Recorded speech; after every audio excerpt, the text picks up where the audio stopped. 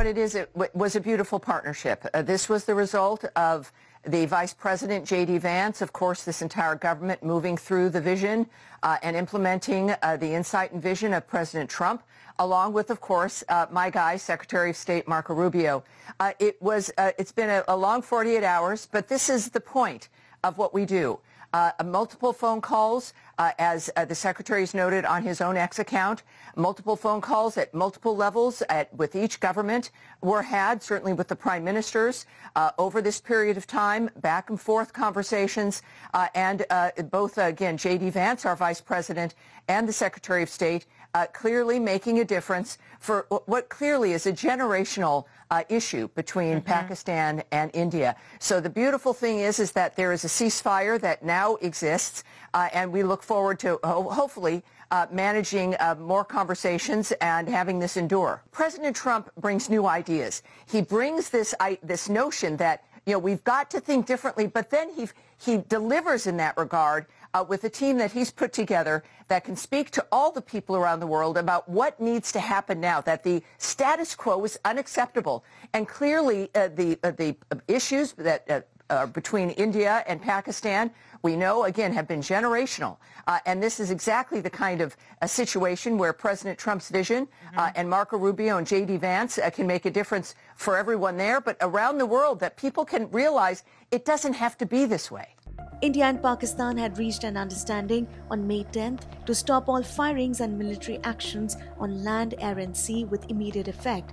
But just hours later, Pakistan breached that understanding.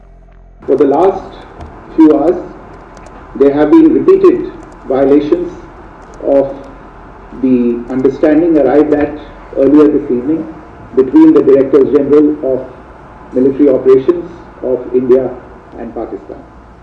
This is a breach of the understanding arrived at earlier today. The armed forces are giving an adequate and appropriate response to these violations, and we take very, very serious notice of these violations. We call upon Pakistan to take appropriate steps to address these violations and deal with the situation with seriousness and responsibility. The armed forces are maintaining a strong vigil on the situation. They have been given instructions to deal strongly with any instances of a repetition of the violations of the borders along the international border as well as the line of control. I have a very brief statement to make.